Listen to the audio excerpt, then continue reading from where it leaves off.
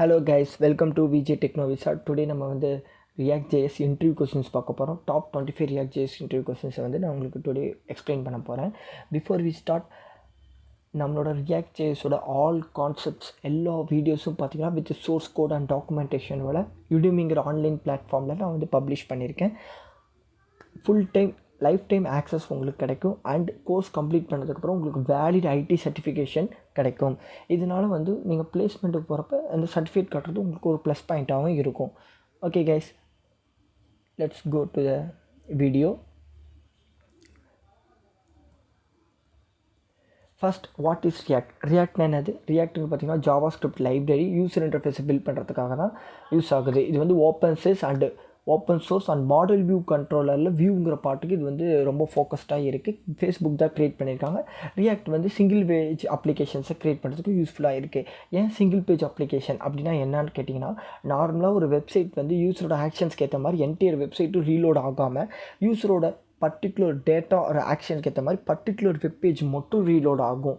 அதுதாங்க single page web அப்ளிகேஷனுங்கிறாங்க. Like native app மாதிரி. நேட்டிவ் ஆப்னு என்னென்னா mobile app, Android apps and iOS app நீங்கள் எப்படி யூஸ் பண்ணுறீங்க அதோட ஃபீல் வந்து ரியாக்ட் வெப்சைட்டை யூஸ் பண்ணுறப்பவும் உங்களுக்கு கிடைக்கும். ரியாக்டோட அட்வான்டேஜ் என்னென்னு பார்த்தீங்கன்னா, இது வந்து டைனமிக் வெப் அப்ளிகேஷன் ஈஸியாகவும் இருக்கும். ரியாக்டில் வந்து கோடிங்கை டெஸ்ட் பண்ணுறதுக்கான ஸ்கோப்பும் இருக்குது. இது வந்து பார்த்திங்கன்னா ரியல் டாமுக்கு பதில் விர்ச்சுவல் டாமை யூஸ் பண்ணுறாங்க and unidirectional data flow or data பைண்டிங்னு சொல்கிறாங்க. ஓகேங்களா? விர்ச்சுவல் டாம்னா என்னன்னு கேட்டிங்கன்னா, ரியல் டாமுக்கு விர்ச்சுவல் டாமுக்கு டிஃப்ரென்ஸ் என்னன்னு கேட்டிங்கன்னா, அது இந்த கொஷனில் பார்ப்போம். இப்போ பார்த்திங்கன்னா ஒரு பர்டிகுலர் ஐட்டம் வந்து சேஞ்ச் ஆச்சுன்னா என்டையர் பேஜும் அல்லது என்டையர் காம்பனண்ட்டும் ரீரெண்டர் ஆகும். அப்போ அது வந்து இன்சஃபிஷியன்ட் அப்டேட்டிங்பாங்க. ஸோ மெமரி அதிகமாக எடுத்துக்கும், டைம் அதிகமாக எடுத்துக்கும். அதை ஓவர் கம் பண்ணுறது தான் விர்ச்சுவல் டாமுங்கிறது வந்து ரியாக்டில் யூஸ் பண்ணுறாங்க. அது எப்படின்னு பார்த்தீங்கன்னா, ஒரு ரியல் டாமோட எக்ஸாக்ட் காப்பியை வந்து காப்பி பண்ணி விர்ச்சுவல் டாமில் வச்சுருப்பாங்க. ஓகேங்களா? இப்போ ஒரு நியூ வேல்யூ வந்து யூஸர் அப்டேட் பண்ணுறாங்கன்னா அது வந்து விர்ச்சுவல் டாமில் போய்ட்டு கம்பேர் பண்ணும். ஓகேங்களா? எல்லா வேல்யூஸோடையும் கம்பேர் பண்ணி எந்த வேல்யூ மட்டும் சேஞ்சாக இருக்கோ அந்த டிஃப்ரென்ஸை மட்டும் தனியாக எடுத்து கொடுக்கும். அது வந்து ரியல் டாமில் போய் அப்டேட் ஆகும். ஃபார் எக்ஸாம்பிள், இப்போ home page, welcome page, thank you பேஜ்னு இருக்குது. மூணுமே க்ரீன் கலரில் ஃபஸ்ட்டு இருக்குது. ஓகேங்களா? அதோட காப்பி விர்ச்சுவல் டாம்லேயும் இருக்கும். இப்போ வந்து வெல்கம் பேஜோட கலர் மட்டும் ஆரஞ்சு ஆர் எல்லோவில் மாற்றணும் அப்படின்னு சொல்லி யூஸர் ட்ரிகர் பண்ணுறாங்க அப்படின்னா அது வந்து விர்ச்சுவல் டாமில் கம்பேர் பண்ணும். ஓகே, ஹோம் பேஜும் தேங்க்யூ பேஜும் சேம் கலர் தான், வெல்கம் பேஜ் கலர் மட்டும் மாற்றிருக்காங்க, ஸோ அதை மட்டும் ரியல் டாமில் மாற்றினா போதும்னு சொல்லிட்டு அந்த டிஃப்ரெண்ட்டை மட்டும் ரியல் டாமுக்கு அனுப்பி வைக்கும். ரியல் டாமும் அதை வந்து சேஞ்ச் பண்ணும். இதுதான் கைஸ் விர்ச்சுவல் டாமுக்கும் ரியல் டாமுக்கும் உள்ள டிஃப்ரென்ஸ். ரியாக்டில் ஏன் அதை யூஸ் பண்ணுறாங்கன்னா, இப்படி பண்ணுறப்ப வந்து ரொம்ப ஃபாஸ்ட்டாகவும் இருக்கும். டேரெக்டாக வந்து HTML அப்டேட் பண்ண தேவையில்லை, JSS எலமெண்ட்டை வந்து அப்டேட் பண்ணிட்டா போதும். டாம் மேனிப்புலேஷன் வந்து ரொம்ப ஈஸியாக இருக்கும். மெமரி வேஸ்டேஜ் ரொம்ப கம்மியாக இருக்கும். அடுத்து ரியாக்ட் ES6 என்னென்னா ECMAScript 6 வெர்ஷன்றாங்க. இது வந்து ஒரு standardise Java script programming language தான். இதோட யூஸ் என்னென்னு பார்த்தீங்கன்னா, ரைட் லெஸ் டூ மோர். ஓகேங்களா? கம்மியாக கோட் எழுதுனாலும் அதோட பர்ஃபார்மன்ஸ் பார்த்திங்கன்னா பயங்கரமாக இருக்கும். அதில் சம் ஃபீச்சர்ஸ் என்னென்னு பார்த்தீங்கன்னா, கிளாஸ், ஆரோ, வேரியபிள், கான்ஸ்டன்ட் லேட். கிளாஸுங்கிறது தெரிஞ்சது தாங்க. டேட்டாஸ் அண்ட் ஆப்ஜெக்ட்ஸ் எல்லாமே பைண்ட் ஆகி ஒரு சிங்கிள் யூனிட் தான் கிளாஸ்பாங்க. ஆரோங்கிறது பார்த்திங்கன்னா ஆரோ ஃபங்க்ஷன்ஸ் இன்ஸ்டெட் ஆஃப் யூஸிங் ஃபங்க்ஷனை ஷார்ட்டாக யூஸ் பண்ணுற இதுதான் வந்து ஆரோ ஃபங்க்ஷன்பாங்க. அது ஒரு பெரிய ஃபங்க்ஷனாக நம்ம நார்மலாக யூஸ் பண்ணுவோம். அதே ஷார்ட் சின்டாக்ஸாக யூஸ் பண்ணால் அது ஆரோ ஃபங்க்ஷன் பார்த்திங்கன்னா மெயினாக எங்கே யூஸ் ஆகும்னு பார்த்தீங்கன்னா ஈவெண்ட் ஹேண்ட்லிங்கில் யூஸ் ஆகும். ஈவெண்ட் ஹேண்ட்லிங்கில் பார்த்தீங்கன்னா ஒரு ஈவெண்ட்டை நம்ம நார்மலாக அப்டேட் பண்ணணும் அப்படின்னா திஸ்ங்கிற இதை கீவேர்ட் யூஸ் பண்ணி தான் ஒவ்வொரு டைமும் ஈவெண்ட்ஸ் வந்து அப்டேட் பண்ணுவோம். பட் ஆரோ ஃபங்க்ஷன் யூஸ் பண்ணுறப்ப இந்த திஸ்ங்கிற கீவேர்ட் யூஸ் பண்ணி பைண்ட் பண்ணணும்னு தேவையில்லை. அடுத்து வேரியபிள் ரெண்டு தான். ஒன்று குளோபல் வேரியபிள், இன்னொன்று லோக்கல் வேரியபிள் வந்து இன்சைட் த ஃபங்க்ஷன் யூஸ் பண்ணோம். Global variable outside the function use பண்ணோம். கான்ஸ்டன்ட்டுங்கிற பார்த்தீங்கன்னா கான்ஸ்டன்ட் வேரியபிள் ஒன்ஸ் டிக்ளேர் பண்ணிட்டா அதை சேஞ்சே பண்ண முடியாது. லெட்டுங்கிறது பார்த்தீங்கன்னா பிளாக் ஆர் லூப்புக்குள்ளே மட்டும் அந்த வேரியபிள் வந்து விசிபிளாக இருக்கும். Outside block or loop போயிடுச்சுன்னா அந்த வேரியபிள் ஆர் வேல்யூ வந்து உங்களுக்கு அவைலபிளாக இருக்காது. ஓகே, அடுத்தது எக்ஸ்பிளைன் JSXனால் ஜாவா ஸ்கிரிப்ட் XML. இது வந்து ரியாக்டில் ஒரு இம்பார்ட்டன்ட் டாபிக். இதை பற்றி ஒரு தனியாக வீடியோவும் போட்டிருக்கேன். வித் ப்ராக்டிக்கல் எக்ஸாம்பிள்ஸ் அண்ட் கோடிங்கோட போட்டிருக்கேன். பார்க்காதவங்க பார்த்துக்கோங்க. JSX வந்து பார்த்திங்கன்னா எதுக்கு யூஸ் ஆகுதுன்னா, ரியாக்ட் எலமெண்ட்ஸ் ரியாக்ட் காம்பனண்ட்டில் நம்ம வந்து HTML எலமெண்ட்ஸை எழுதுறதுக்கும் யூஸ் ஆகுது. ஓகேங்களா. டாமை வந்து க்ரியேட் பண்ணுறதுக்கும், அதுவும் பார்த்திங்கன்னா வித்தவுட் க்ரியேட்டிங் எனி எலமெண்ட் அந்த மெத்தடு யூஸ் பண்ணாமல் டேரெக்டாக நம்ம டாமை க்ரியேட் பண்ணுறதுக்கு JXS யூஸ்ஃபுல்லாக இருக்குது. JXS பார்த்திங்கன்னா XML அண்ட் HTML மாதிரி தாங்க. அதுலேயும் நேமு, அட்ரிபியூட்டு, சில்ட்ரன்ஸு, டேக்ஸ்ன்னு எல்லாமே கொடுப்பாங்க. சிம்பிளாக சொல்ல போனோன்னா JXS ஃபைலில் வந்து நம்ம HTML அண்ட் JavaScript ஃபங்க்ஷன்ஸ் ரெண்டுமே வந்து நம்ம ஆட் பண்ணிக்க முடியும். ஓகேங்களா. இந்த கோடில் பார்த்திங்கன்னா உங்களுக்கே புரியும். இது வந்து இன்சைட் த காம்பனண்ட்டில் பார்த்திங்கன்னா நான் வந்து div டேக்கில் ஹெட்டிங் டேக் வந்து வெல்கம் டு விஜய் டெக்னாலஜிஸாக நான் கொடுத்துருக்கேன். இப்போ இது கம்பைலேஷன் ஆனதுக்கப்புறம் இந்த JXS எக்ஸ்பிரஷன் வந்து நார்மல் JavaScript ஃபங்க்ஷனாக சேஞ்ச் ஆகும். எதனால் அப்படி சேஞ்ச் ஆகுதுன்னா ப்ரௌசரில் பார்த்தீங்கன்னா JXS வந்து சப்போர்ட் ஆகுது. அதனால தான் JXS டு JavaScript வந்து சேஞ்ச் ஆகுது. ஓகேங்களா. ஏன் JXS யூஸ் பண்ணும்? JXS பார்த்திங்கன்னா நார்மல் JavaScripடோட கொஞ்சம் ஃபாஸ்டராக இருக்கும். அண்ட் தனித்தனியாக லாஜிக் ஃபைலும் மார்க்அப் ஃபைலும் தனித்தனியாக போகிறதுக்கு பதிலாக ரெண்டுத்தையும் ஒரே காம்பனண்ட்டில் நம்ம யூஸ் பண்ணால் அது JXS யூஸ் பண்ணி தான் ரியாக்டில் வந்து ரெண்டுமே நம்ம பண்ண முடியும். இது வந்து டெம்ப்ளேட்டை க்ரியேட் பண்ணுறதுக்கு நம்மளுக்கு வந்து யூஸ்ஃபுல்லாக இருக்குது. If browser read JXS is it possible? No. நான் ஆல்ரெடி சொன்ன மாதிரி ப்ரௌசர் வந்து JXS ரீட் பண்ணாது. ஓகேங்களா. அது வந்து objects only read JavaScript object மட்டும் தான் ரீட் பண்ணும். ஸோ நம்ம வந்து JXS ஃபைலை வந்து JavaScript ஃபைலாக வந்து ட்ரான்ஸ்ஃபர் பண்ணணும். எப்படின்னு பார்த்தீங்கன்னா பேபிள்ங்கிற இதை யூஸ் பண்ணி நம்ம JXSஸை ட்ரான்ஸ்ஃபர் பண்ணுவோம். அப்புறமேட்டுக்கு அது வந்து ப்ரௌசருக்கு பாஸ் ஆகும். ஓகேங்களா. அடுத்தது component. React everything is a component. இந்த ஸ்டேட்மெண்ட் கரெக்டாக? ஆமாம். ரியாக்டை பொறுத்தவரை எல்லாமே காம்பனண்ட் தாங்க. ரியாக்டில் வந்து நிறையா காம்பனண்ட்ஸ் நம்ம யூஸ் பண்ணுவோம். எல்லா காம்பனண்ட்ஸும் பார்த்திங்கன்னா UI பில்ட் பண்ணுறதுக்கு யூஸ்ஃபுல்லாக இருக்குது. ஒரு பேஜ்னு எடுத்துக்கிட்டிங்கன்னா லாட் ஆஃப் இண்டிவிஜுவல் காம்பனண்ட்ஸ் இருக்கும். Like search bar, menu bar, navigation bar, ஏகப்பட்ட காம்பனண்ட் இருக்கும். அந்த எல்லா காம்பனண்ட்டும் மெர்ஜ் பண்ணி ஒரு பேரண்ட் காம்பனண்ட்டாக கொடுப்போம். அந்த பேரண்ட் காம்பனண்ட் தான் நம்மளோட ஃபைனல் UI யூசர் இன்டர்ஃபேஸ். ஓகேங்களா. Difference between stateless and stateful component. ஸ்டேட்லெஸ்க்கும் ஸ்டேட்ஃபுல்லுக்கு என்ன டிஃப்ரென்ஸ்னால் ஸ்டேட்லெஸ் காம்பனண்ட்னா ஃபங்க்ஷனல் காம்பனண்ட். ஓகேங்களா. ஸ்டேட்ஃபுல் காம்பனண்ட்னா கிளாஸ் காம்பனண்ட். இப்போ ஃபங்க்ஷனல் காம்பனண்ட் பார்த்திங்கன்னா சிம்பிளாக இருக்கும், அண்டர்ஸ்டாண்ட் பண்ண ஈஸியாக இருக்கும். ஆனால் அது அதனால் வந்து ஸ்டேட்டை வந்து ஹோல்ட் பண்ண முடியாது, ஸ்டேட்டை வந்து மேனேஜும் பண்ண முடியாது, லைஃப் சைக்கிள் மெத்தடில் யூஸும் பண்ண முடியாது, ரீயூஸும் பண்ண முடியாது.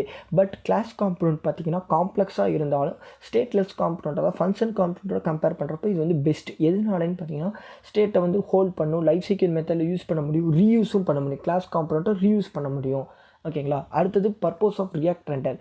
ரியாக்ட் ரெண்டரோட மெயின் பர்பஸ் என்னன்னு பார்த்தீங்கன்னா ஒரு சிங்கிள் எலமெண்ட் ரியாக்டில் வந்து ஒரு சிங்கிள் எலமெண்ட் நீங்கள் ரெண்டர் பண்ணாலும் அந்த ரெண்டர் மெத்தட் யூஸ் பண்ணி தான் பண்ண முடியும். இதே நம்ம மல்டிபிள் HTML எலமெண்ட்டை ரெண்டர் பண்ணோன்னா ஒரு நோட் டேக் அதாவது பேரண்ட் ஆர் ரூட் டேக்குள்ளே தான் நம்ம இது டிக்ளேர் பண்ண முடியும். லைக் div டேக்குள்ளே பார்த்தீங்கன்னா நம்ம மல்டிபிள் சில்ட்ரன்ஸ் டேக்கை வந்து டிக்ளேர் பண்ணிக்கலாம். ஓகேங்களா. div ஆர் ஃபார்ம் டேக் எதில் வேணாலும் நம்ம வந்து என்க்ளோஸ் பண்ணிக்கலாம். அடுத்தது கண்ட்ரோலர் அண்ட் அன்கண்ட்ரோல் காம்பனண்ட்டுக்கு டிஃப்ரென்ஸ் என்ன? கண்ட்ரோல் காம்பனண்ட் இன்டர்னல் ஸ்டேட்டை மெயின்டைன் பண்ணாது, பட் அன்கண்ட்ரோல் காம்பனண்ட் மெயின்டைன் பண்ணும். டேட்டாஸ் வந்து பேரண்ட் காம்பனண்ட் தான் கண்ட்ரோலர் காம்பனண்ட்ஸில் பார்த்தீங்கன்னா டேட்டா ஃபுல்லாக பேரண்ட் காம்பனண்ட் தான் கண்ட்ரோல் பண்ணோம்.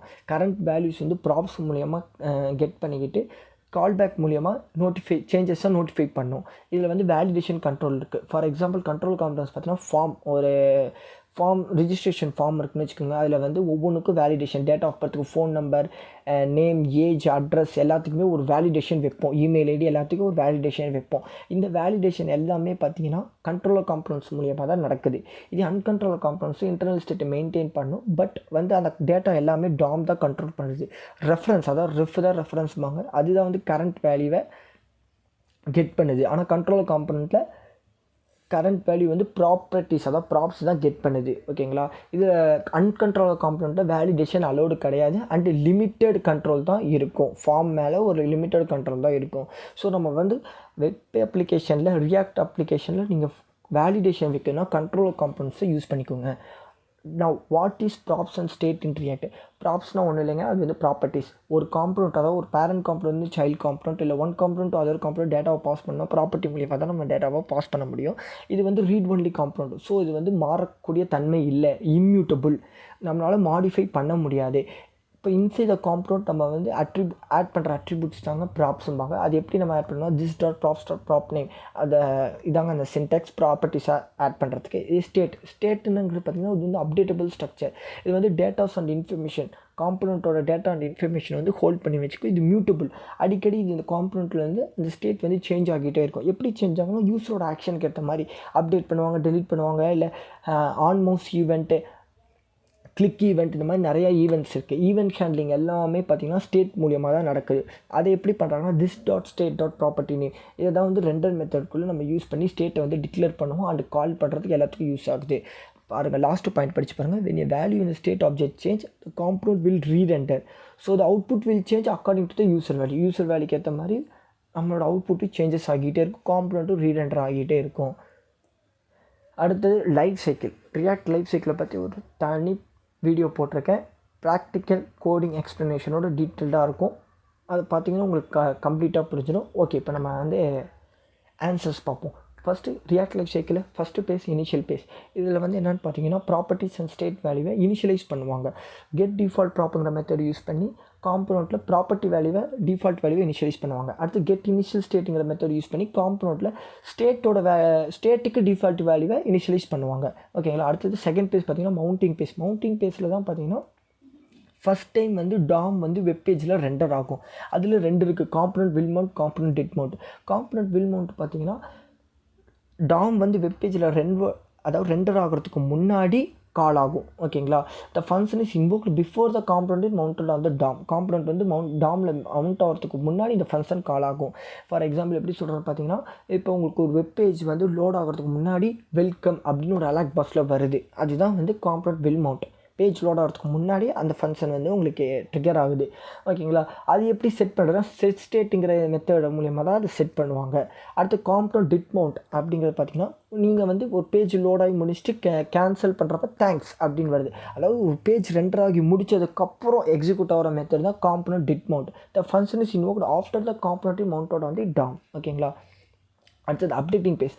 அப்டேட்டிங் பேஸில் தான் பார்த்திங்கன்னா ஒவ்வொரு டைமும் யூஸர் கொடுக்குற வேல்யூஸை வந்து அப்டேட் பண்ணிகிட்டே இருக்கும். ஸ்டேட்டாக இருந்தாலும் சரி, ப்ராப்பர்ட்டிஸாக இருந்தாலும் சரி, எல்லாமே வந்து யூஸரோட ஈவெண்ட்டுக்கு பேஸ் பண்ணி வேல்யூஸ் வந்து அப்டேட் ஆகிட்டே இருக்கும். அதுக்கான மெத்தட்ஸ் பார்த்திங்கன்னா component will update function.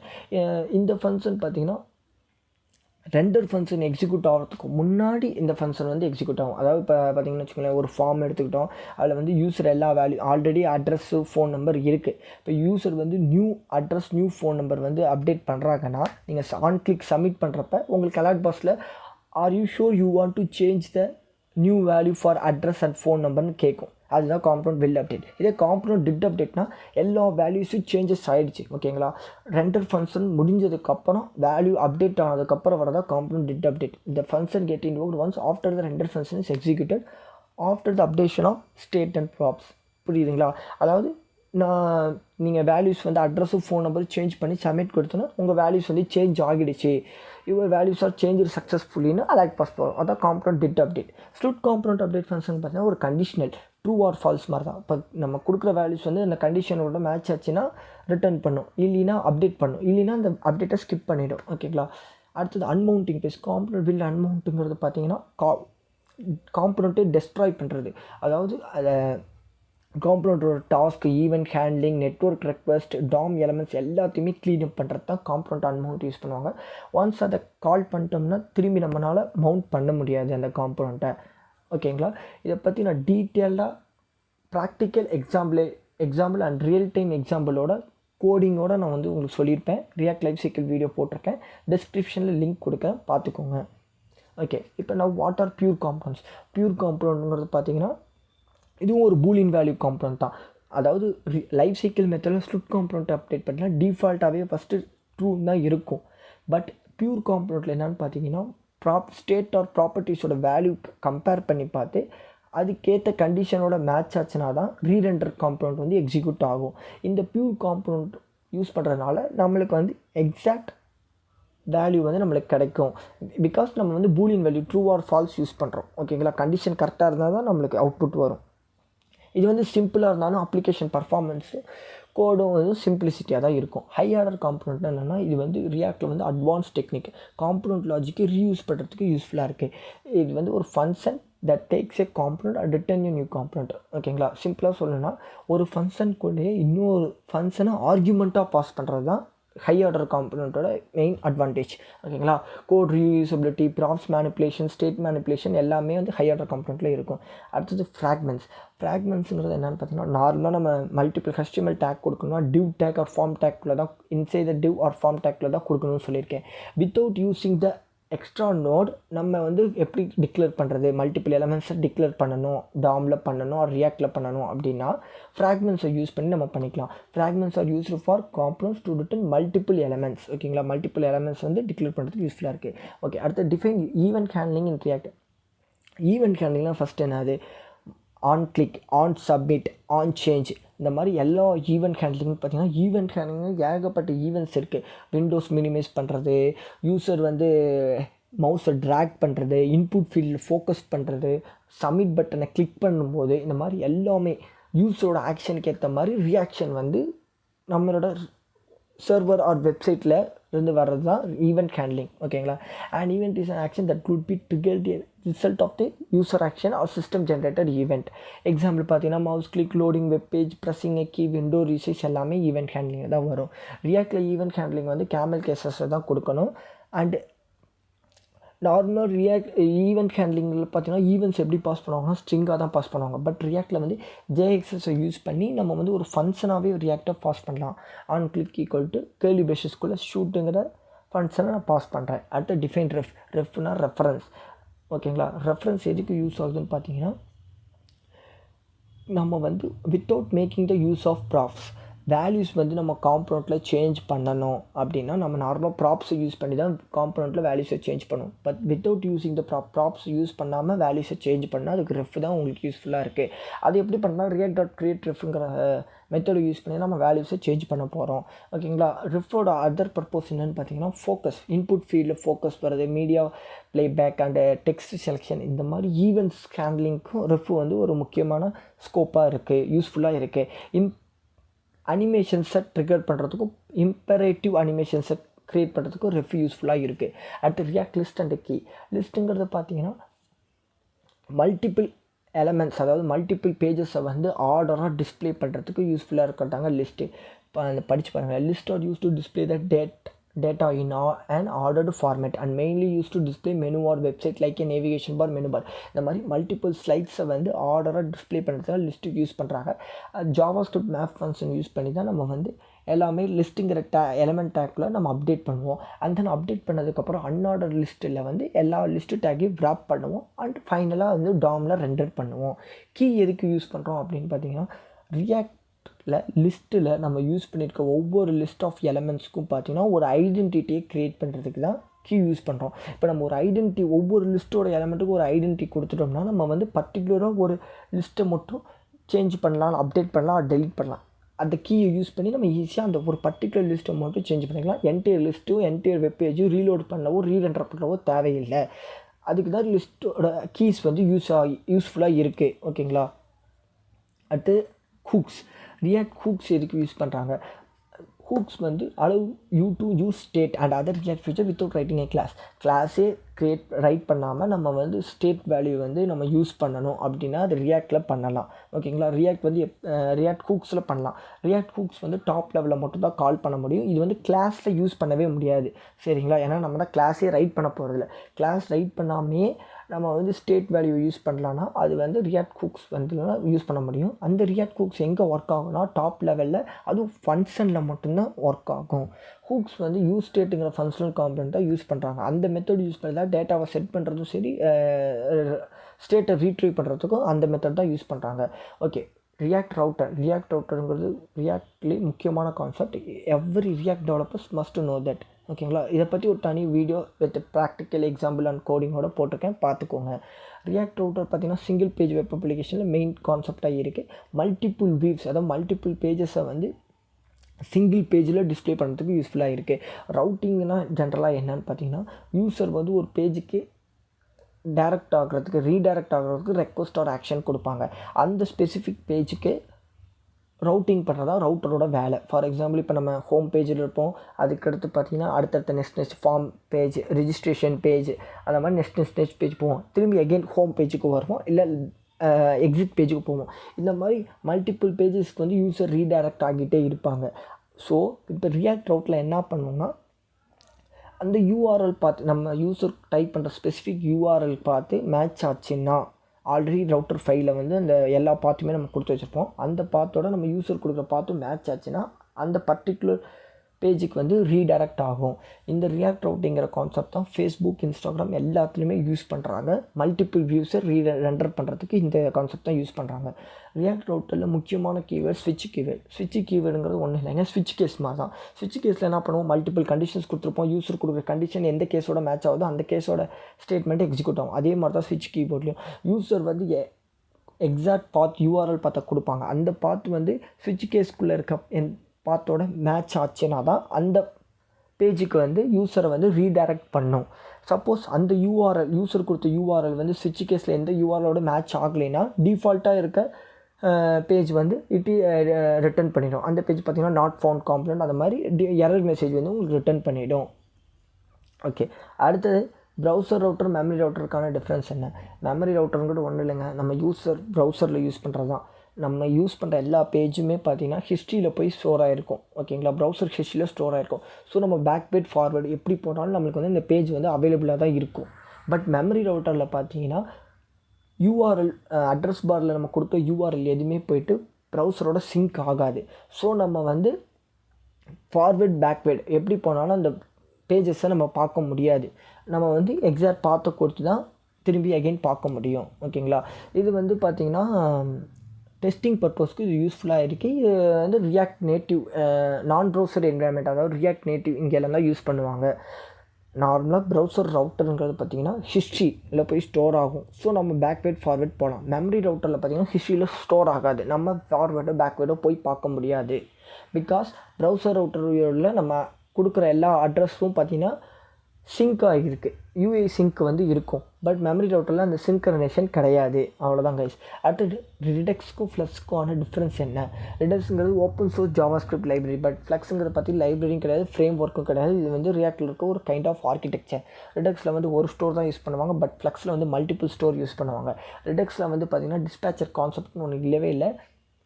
But ஃப்ளெக்ஸில் சிங்கிள் டிஸ்பேச்சர் கான்செப்ட் யூஸ் பண்ணுறாங்க. அந்த டிஸ்பேச்சர் கான்செப்ட் மூலிமா தான் எல்லா ஆக்ஷன்ஸும் வந்து பாஸ் ஆகுது. ஸ்டோர் ஸ்டேட் வந்து இம்யூட்டபுளாக இருக்குது, இங்கே வந்து ஸ்டோர் ஸ்டேட் வந்து மியூட்டபுளாக இருக்குது. In this store and change logics R separate. ஓகேங்களா, அதாவது லாஜிக்ஸும் ஸ்டேட்டோட வேல்யூஸும் தனித்தனியாக ஸ்டோர் பண்ணி வச்சுருப்பாங்க. பட் ஃப்ளெக்ஸில் பார்த்திங்கன்னா லாஜிக்கும் சரி ஸ்டேட்டோட வேல்யூவும் சரி எல்லாத்தையும் ஒரே ஸ்டோரில் தான் கம்பைன் பண்ணி வச்சுருப்பாங்க. ஓகே கைஸ், இப்போ வந்து இந்த என்டையர் இன்டர்வியூ கொஸ்டின்ஸும் பார்த்திங்கன்னா நம்மளோட பிளாக் vjtechnology.blogspot.comல வந்து நான் போஸ்ட் பண்ணிவிடுவேன். நீங்கள் வந்து கொஷின்ஸ் எல்லாத்தையும் கொஷின் வித் ஆன்சர் எல்லாமே நீங்கள் படிச்சுக்கலாம், ரீட் அவுட் பண்ணிக்கலாம்.